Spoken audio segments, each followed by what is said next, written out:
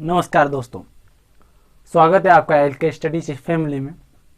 देखिए, अब बढ़ने लगा है शीतों। अब आप बोलोगे गुरुजी आज इतनी सर्दी पड़ रही है। अरे ये वीडियो में जो रिकॉर्ड कर रहा हूँ, ये कर रहा हूँ आपके रात की 12-1 बजे, ठीक है। तो अब पड़ रहा है ओरिजिनल शीतों, इसलिए ये क्या है, आज क्या है, एक्स्ट्रा इंतजाम किया है मैंने, ठीक है।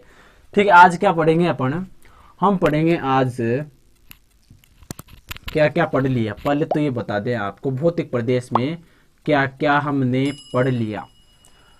इधर सबसे पहले, हाँ गुरुजी, मरुस्थल हमने पढ़ा, हाँ भाई पढ़ लिया। फिर हमने अरावली पढ़ी, क्या पढ़ी, अरावली पूरी पढ़ ली, एक एक बात कुछ भी नहीं छोड़ा।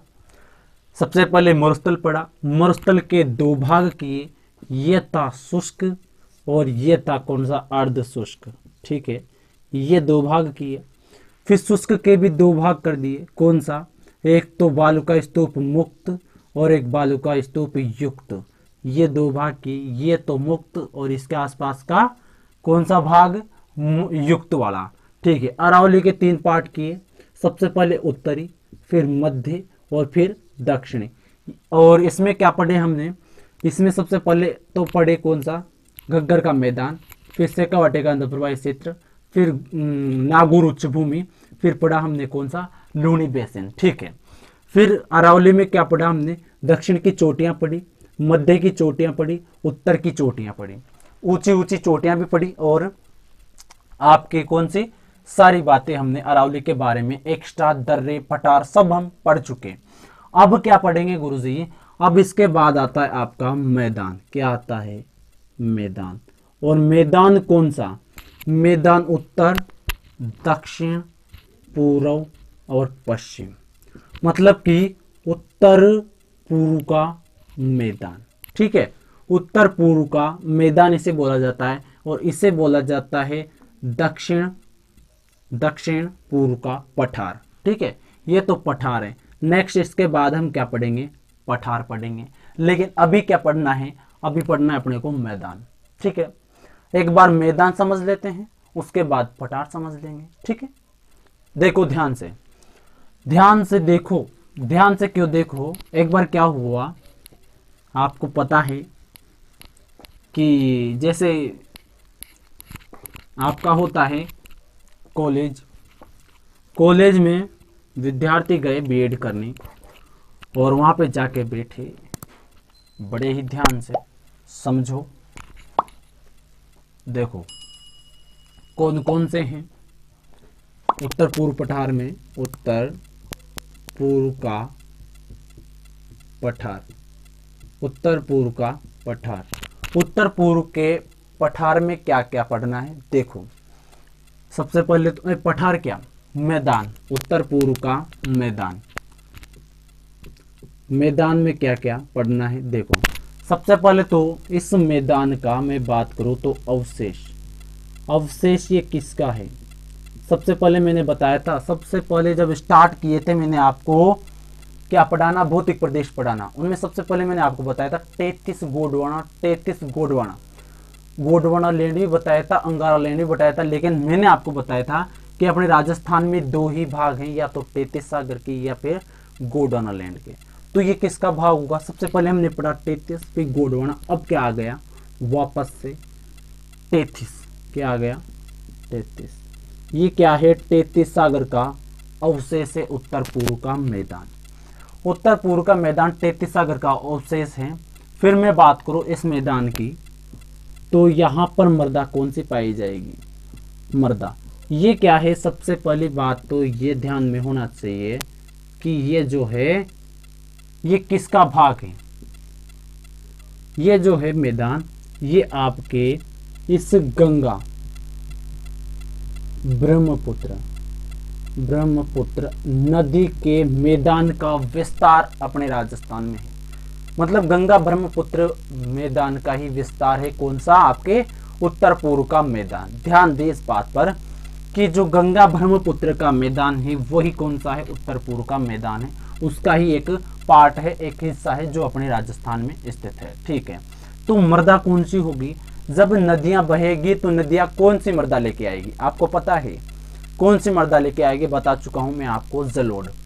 कौन सी मृदा लेके आएगी, जलोढ़। जलोढ़ मतलब कि उपजाऊ, जलोढ़ मतलब कि उपजाऊ। उपजाऊ कैसे, उपजाऊ कैसे, उपजाऊ मतलब कि नमी धारण करने की क्षमता क्या है, ज्यादा।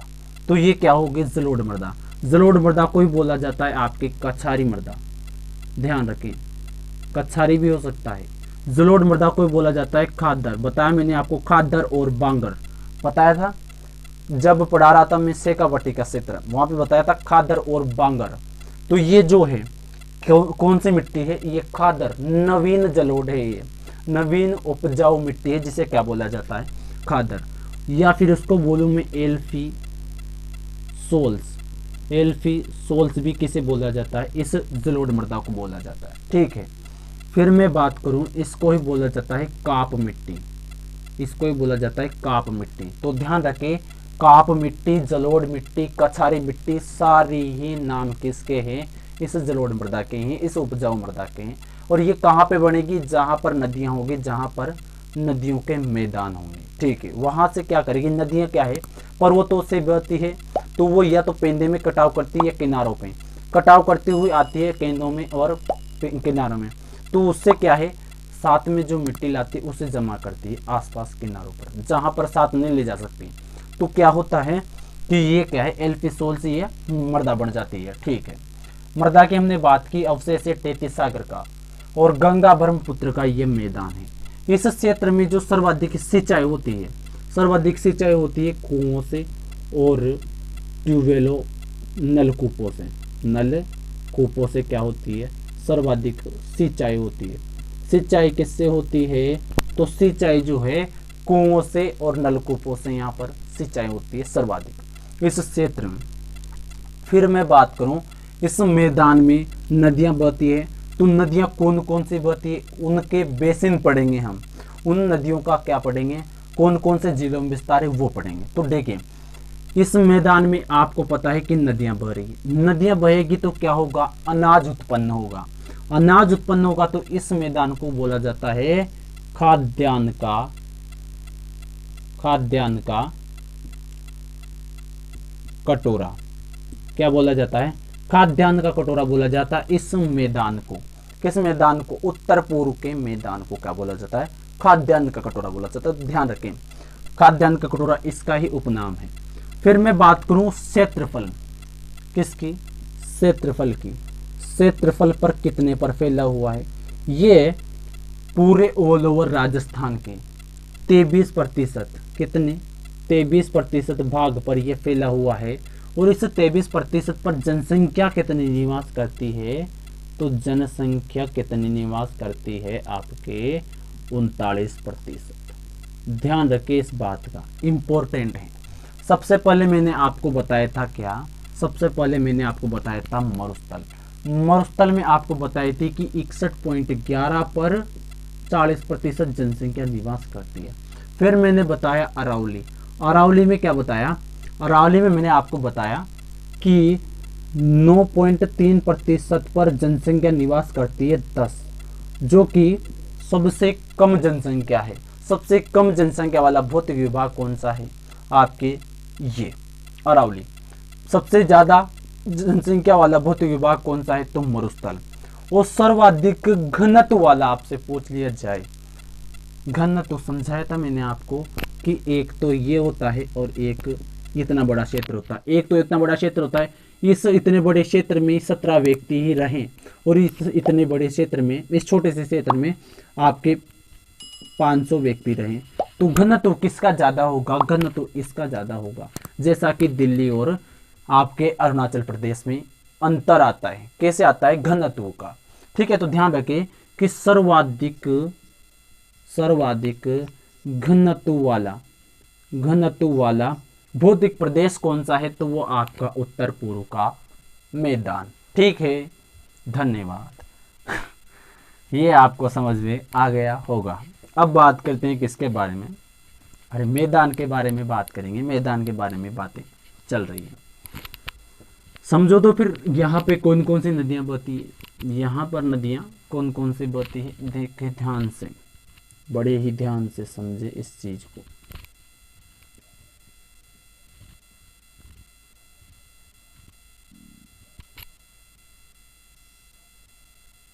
देखो नदियां, सबसे पहले मैंने यहाँ पे देखो ये बनाया मरुस्थल, ये बनाई अरावली। अब छोड़ो इसको, अब यहाँ पे आपको ध्यान देना है कि यहाँ पे जो नदियाँ, जो बेसिन बता रहा हूँ उनको समझो। सबसे पहले तो यहाँ पे एक नदी बहती है जिसका नाम क्या है, चंबल। तो सबसे पहले हम क्या पढ़ेंगे, सबसे पहले हम इस मैदान में पढ़ेंगे चंबल बेसिन। ठीक है, चंबल बेसिन यहाँ से आती है, कहाँ से, जानापाव से आती है, और उसके बाद यहाँ पे बांध वगैरह बनाती है, 84गढ़ चित्तौड़ में प्रवेश करती है, उसके बाद ये सारी चीज़ें। ठीक है, अब मैं बात करूँ यहाँ पर इसकी एक सहायक नदी है, कौन सी, बनास। कौन सी है, बनास। तो बनास बेसिन भी किस में पढ़ेंगे, इस उत्तर पूर्व के मैदान में, बनास बेसिन। फिर मैं बात करूं, यहाँ से एक नदी आती है, ऐसे कट मार के जाती है अपने राजस्थान को, उसका नाम क्या है, माही। मेनू छल्ला पवादे माही, तो वही माही बेसिन। तो ये 3 बेसिन पढ़ने वाले हैं हम किस में, इस उत्तर पूर्व के मैदान में। सबसे पहले तो चंबल का बेसिन, फिर बनास का बेसिन, फिर आपके माही का बेसिन। बेसिन क्या होता है, सबसे पहले तो ये समझना पड़ा जरूरी है। देखो बेसिन क्या होता है और नदी क्या होती है। एक तो होती है मेन नदी। अब मैं आपको पढ़ाना स्टार्ट करता हूं, कौन सा, चंबल बेसिन। चंबल बेसिन जो है,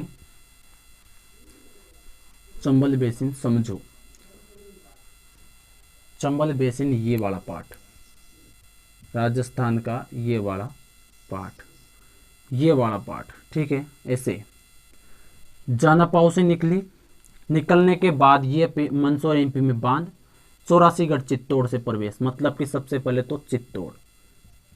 जिले ही इंपॉर्टेंट है, जिले ही याद करने हैं आपको। यहाँ पर क्या याद करने हैं, जिले याद करने। सबसे पहले चित्तौड़गढ़, फिर उसके बाद कोटा, कोटा के बाद बूंदी, बूंदी के बाद सवाई माधोपुर, सवाई माधोपुर के बाद करौली, और करौली के बाद आपका धौलपुर।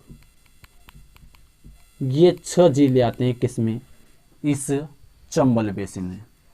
चंबल बेसिन की बात कर रहे हैं तो सबसे पहले तो जिले याद करने होंगे आपको, कौन कौन से, चित्तौड़गढ़, चित्तौड़गढ़ 84गढ़ चित्तौड़ से प्रवेश सबसे पहले तो, फिर उसके बाद कोटा, बूंदी, सवाई माधोपुर, करौली, धौलपुर। बड़े इंपॉर्टेंट हैं, ज़्यादा से ज़्यादा आपको ये जिले कंप्लीट ध्यान होना चाहिए। इसके बारे में और तो बातें अलग है, सबसे पहले जिले याद करें। उधर से भी याद होने चाहिए, धौलपुर, करौली, सवाई माधोपुर, बूंदी, कोटा, चित्तौड़गढ़, मतलब नदी को वापस लेके आ जाओ, ऐसी बात होनी चाहिए आप में। ठीक है, तो देखो सबसे पहले तो चित्तौड़गढ़, कोटा, बूंदी, सवाई माधोपुर, करौली और धौलपुर, ये 6 जिले तो आपको याद होने ही होने चाहिए। ठीक है, अब ये नदी फेमस है एक चीज के लिए, यहाँ पर हम नदी के बारे में ज़्यादा बात नहीं करेंगे।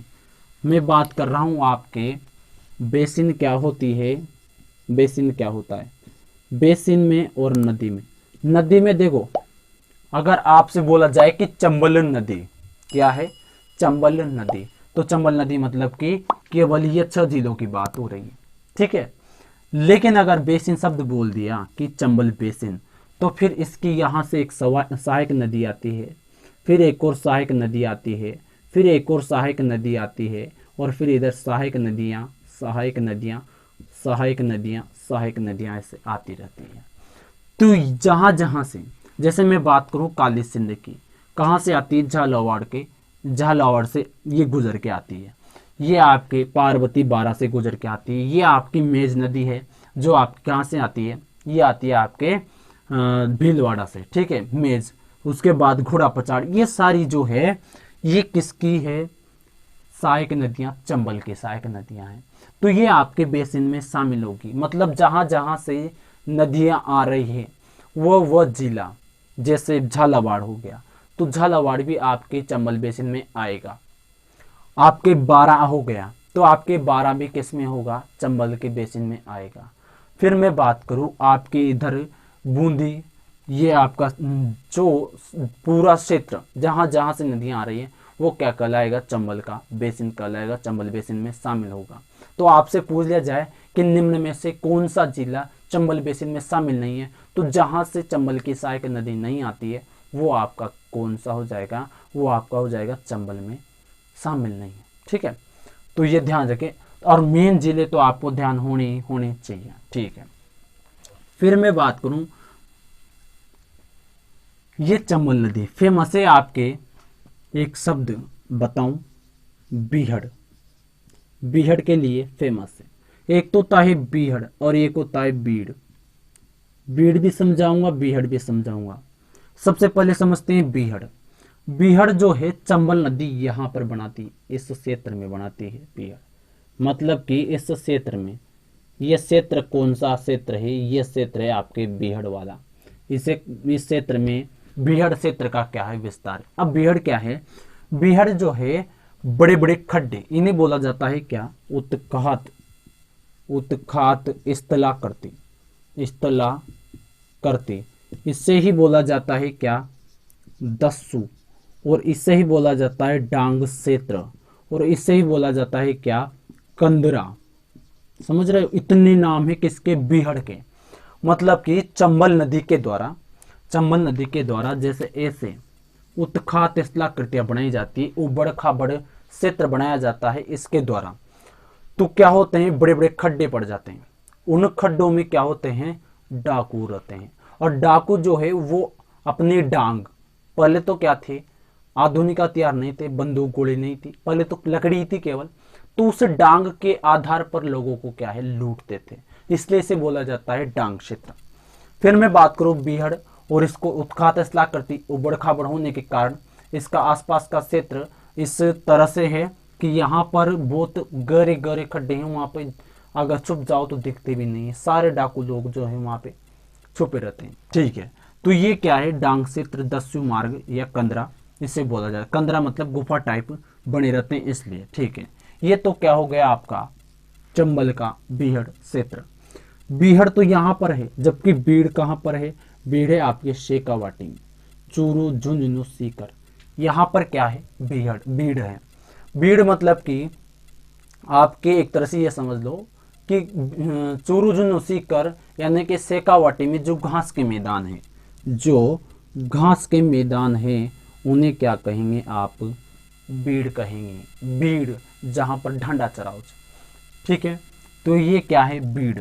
और बीहड़ क्या है, आपके उत्खात स्थलाकृति है जो चंबल नदी के द्वारा बनाई जाती है। एक शब्द और समझो, कौन सा, अवनालिका अपर्दन। अवनालिका अपर्दन से मतलब यह है, सबसे पहले तो बात है अपर्दन की। अपर्दन जो क्या होता है, अपर्दन देखिए, किसी भी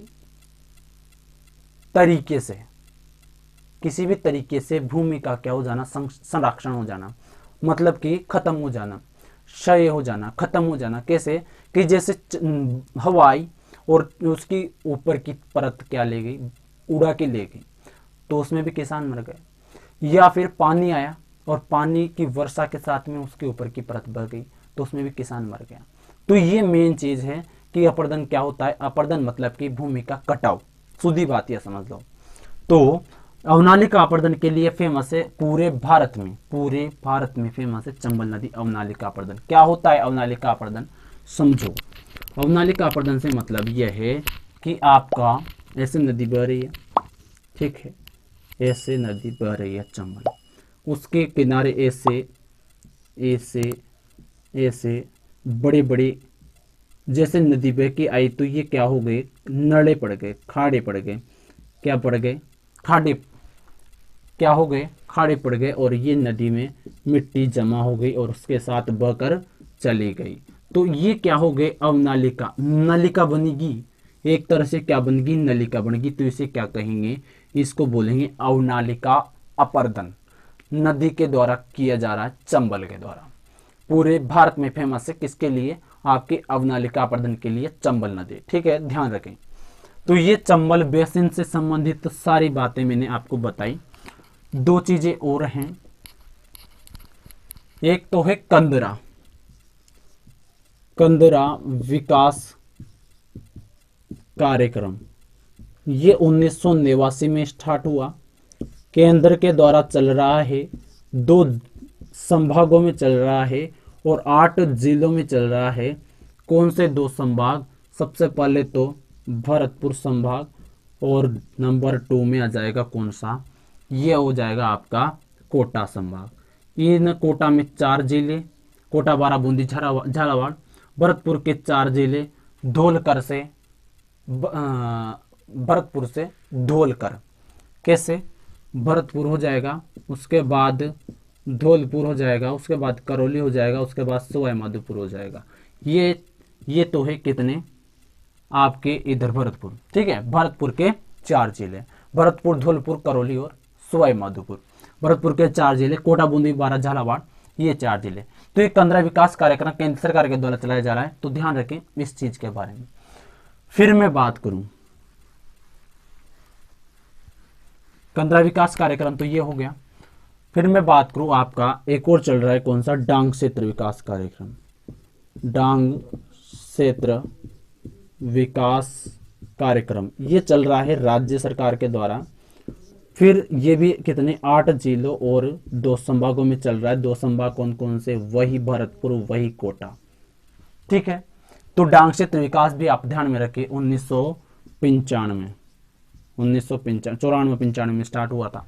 तो ये डांग क्षेत्र विकास कार्यक्रम है। अब समझो सर्वाधिक बीहड़ कहां पर है? सर्वाधिक बीहड़ के लिए 3 जिले जाने जाते हैं। कौन कौन से? एक तो सवाई माधोपुर, एक हो गया आपका करौली और एक हो गया आपका धौलपुर। आपसे पूछ लिया जाए कि सर्वाधिक बीहड़, तो सर्वाधिक में सवाई माधोपुर, करौली और धौलपुर ये जिले आएंगे। फिर मैं आपसे पूछूं कि सर्वाधिक बीहड़ का घनत्व, तो ये हो जाएगा आपके धौलपुर में। और वैसे सर्वाधिक क्षेत्रफल किस जिले में है बीहड़ का? तो वो हो जाएगा आपका सवाई माधोपुर। तो ध्यान रखें कि सर्वाधिक अगर बीहड़ पूछ लिया जाए तो सवाई माधोपुर, करौली, धौलपुर। फिर आपसे अगर पूछ लिया जाए सर्वाधिक घनत्व तो आपका धौलपुर, और क्षेत्रफल अगर आपसे पूछ लिया जाए तो सवाई माधोपुर। ठीक है, ये बीहड़ हो गया। और डांग की रानी बोले जाता है किसे? डांग की रानी तो किसे बोला जाता है? करौली को। और डांग का राजा बोला जाता है किसे? राजा कौन हो जाएगा आपका? ये हो जाएगा आपका धौलपुर। ठीक है, ध्यान रखें, डांग की रानी करौली, डांग का राजा धौलपुर। ये किसके बारे में बात की हमने? चंबल बेसिन आपका क्या हो गया? कंप्लीट हो गया इस तरीके से। ठीक है, अब मैं बात करूं आपके चंबल बेसिन के बाद कौन सा? नंबर 2 में बनास बेसिन। बनास सहायक नदी है किसकी? अपने चंबल की। ठीक है, बनास बेसिन को समझो तो सबसे पहले बनास जो नदी है ऐसे करके एक जिला है, ऐसे करके कौन सा? राजसमंद। इस राजसमंद जिले से निकलती है, कहां से? खमनोर से। मेन जिले याद करने हैं आपको। ठीक है, जिले जहां से गुजर रही है वो तो आपको ध्यान होने चाहिए। चंबल नदी खमनोर राजसमंद से निकली, उसके बाद चित्तौड़गढ़ में जाएगी, थोड़ा सा इससे निकल के फिर ऊपर जाएगी कहां पर? भीलवाड़ा।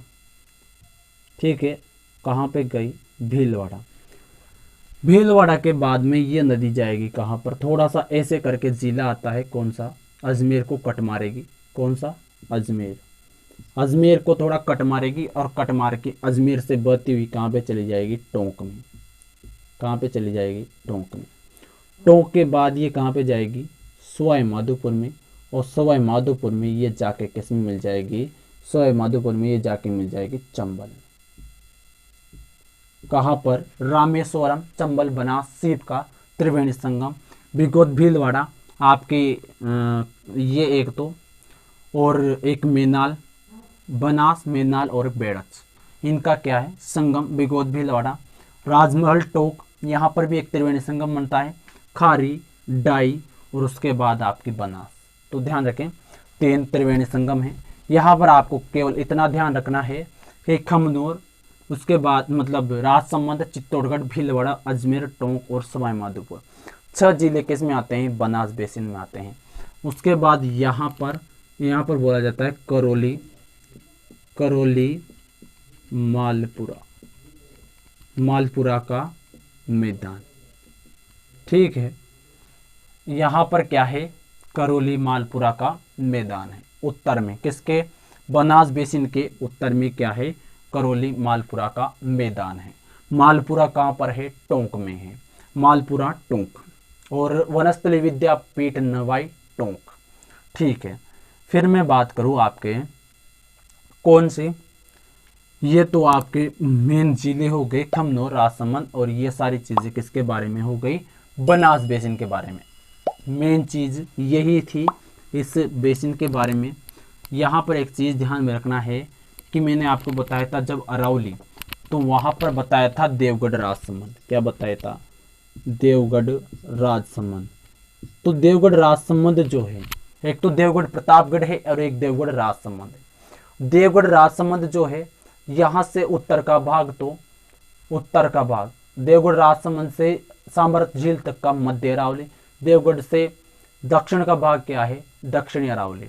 तो देवगढ़ राजसमंद जो है यहाँ पर एक ऐसे पहाड़ी थी, उस पहाड़ी को क्या बोला जाता है?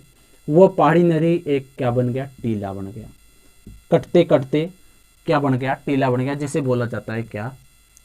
पीडमांट का मैदान। ठीक है, पीडमांट का मैदान कहाँ पर है? देवगढ़ राजसमंद।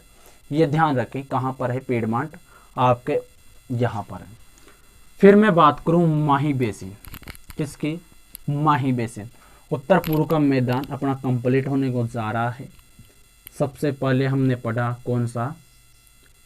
ये चंबल नदी, फिर बनास, अब पढ़ रहे हैं कौन सी? माही नदी। माही जो नदी है, माही जो नदी है, मेहद झील, अमरोरू पहाड़ी, जिला धार, एमपी से निकलती है। माही नदी खांदू गांव से प्रवेश करती है। प्रवेश करने के बाद यहाँ पर देखो, इसे मैं जूम करके बनाता हूँ ऐसे, ताकि आपको अच्छे तरीके से समझ में आ जाए। कहाँ से निकलती है? मेहद झील, अमरूर की पहाड़ी, जिला धार से निकलती है। ये दक्षिण पार्ट है किसका? राजस्थान का। ये प्रवेश यहाँ पर जिला एक, यहाँ पर एक जिला और यहाँ पर एक जिला और यहाँ पर भी उदयपुर। उसके बाद ये आपका डूंगरपुर, और ये हो जाएगा आपका प्रतापगढ़, और ये हो जाएगा आपका बांसवाड़ा। ठीक है, और ये हो जाएगा आपका चित्तौड़। चित्तौड़ से आपको लेना देना नहीं है, तो इसे छोड़ दें। काम इतने ही जिलों से हैं। सबसे पहले नदी आई कौन सी? माही। माही बेसिन हम पढ़ रहे हैं। खांदू गांव से प्रवेश, मेहद झील से निकली, अमरोरी पहाड़ियाँ, जिला धार, अरावली, विंध्याचल से निकलेगी। ठीक है, उसके बाद ये निकल कर यहाँ पर बांध वगैरह भी है, ऐसे करके बांसवाड़ा प्रतापगढ़, बांसवाड़ा प्रतापगढ़ यू टर्न मारेगी और ऐसे करके चली जाएगी। कहाँ पर? ये चली जाएगी खंबात की खाड़ी में।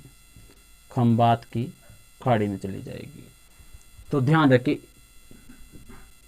रखिए, ठीक है, कि ये जो नदी है ये डूंगरपुर और बांसवाड़ा और प्रतापगढ़ की क्या बनाती है? सीमा बनाती है। ठीक है, फिर हम बात करें इस नदी के बारे में।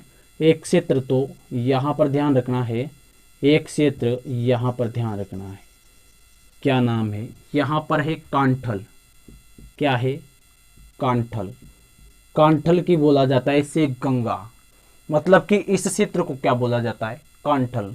कांठल किस के बीच में है? तो प्रतापगढ़ और बांसवाड़ा के मध्य का क्षेत्र क्या कहलाता है? कांठल कहलाता है। और यहीं पर क्या है? 56 का मैदान। जब मैंने आपको पढ़ाया था क्या लूणी बेसिन, तो वहाँ पर बताया था पीपलुद, मेवानगर और आपका नाकोड़ा पर्वतमाला, छप्पन की पहाड़ियाँ कहाँ पर है सारी चीज़, ये आपकी है बाड़मेर में।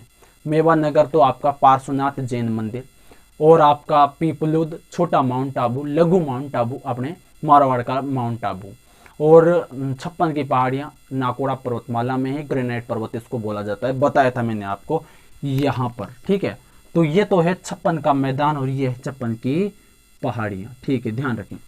एक स्थान यहाँ पर कौन सा, मेवल। मेवल क्या है, मेवल है आपके डूंगरपुर और बांसवाड़ा के मध्य का क्षेत्र, क्या है आपके मेवल। मेवल पहाड़ियां हैं एक तरह से, डूंगरपुर और बांसवाड़ा के क्षेत्र। तो ध्यान रखें, बांसवाड़ा और प्रतापगढ़ के बीच में तो कांटल और छप्पन का मैदान है, जबकि बांसवाड़ा और आपके इस बांसवाड़ा और आपके डूंगरपुर के बीच का जो क्षेत्र है उसे बोला जाता है मेवल। तो मेवल, कांटल और छप्पन का मैदान बड़ा इंपॉर्टेंट पार्ट है, ये ध्यान रखें आप। ठीक है, ये क्या है, माही नदी। अब मैं आपसे पूछूं माही नदी के अंतर्गत जिले कौन से हैं, तो बांसवाड़ा, डूंगरपुर और प्रतापगढ़। बांसवाड़ा, प्रतापगढ़ और डूंगरपुर, ये तीन ही जिले हैं। जबकि अगर माही बेसिन में अगर बात करें तो उदयपुर से एक नदी आती है, तो उदयपुर भी आपका माही बेसिन में शामिल होगा। ठीक है, तो उदयपुर अगर आपसे पूछे माही बेसिन में शामिल है या नहीं है, तो जरूर होगा। ठीक है, ये किसके बारे में आपके बात हो गई, माही बेसिन के बारे में। ठीक है, ये आपकी कंप्लीट हो जाता है उत्तर पूर्व का मैदान। और नेक्स्ट हम पढ़ने वाले हैं, जो पढ़ेंगे फिर अगली क्लास। अभी तो क्या है, ठंडी है इसलिए नहीं पढ़ेंगे। धन्यवाद, आपकी बात जो है वो सारी कंप्लीट कर दी मैंने। आपके उत्तर पूर्व का मैदान एक बार फिर से रिपीट मारता हूँ। उत्तर पूर्व का मैदान अवशेष है किसका, तैतीस सागर का।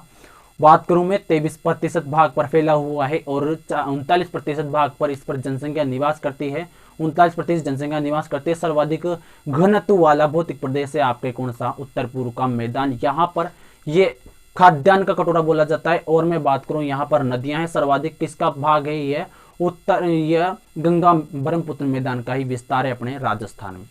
फिर मैं बात करूं इसके बारे में, तीन नदियों के बारे में डिटेल से बात की। सिंचाई नदी, सिंचाई किससे होती है, सिंचाई होती है आपके कुओं और नलकूपों से।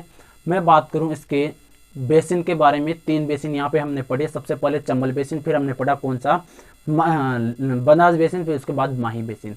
चंबल बेसिन में सबसे पहले जिले याद करने, चित्तौड़गढ़, कोटा, बूंदी, सवाई माधोपुर, करौली और धौलपुर, सीधे सीधे जिले हैं, ध्यान रखना है। फिर उसके बाद उत्काश, करती, बेड़, दस्सू, आपके कंदरा, आपके ये ध्यान में होना चाहिए। बीड़ आपके शेखावाटी में है। ठीक है, फिर मैंने बात की यहाँ पर आपसे किसके बारे में, अवनालिका प्रदन, आपके चंबल नदी फेमस है पूरे भारत में। फिर मैं बात करूँ आपके माही बनास बेसिन में, बनास बेसिन में कमनौर से नदी निकली, राजसमंद से, उसके बाद चित्तौड़गढ़, भीलवाड़ा, उसके बाद उदयपुर, उसके बाद भीलवाड़ा के बाद अजमेर का थोड़ा हिस्सा, टोंक, उसके बाद सवाई माधोपुर, रामेश्वरम में जाके कहाँ पे मिलेगी, चंबल नदी में मिलेगी। फिर मैं बात करूँ किसके बारे में, पेड़वांट का मैदान, देवगढ़, राजसमंद।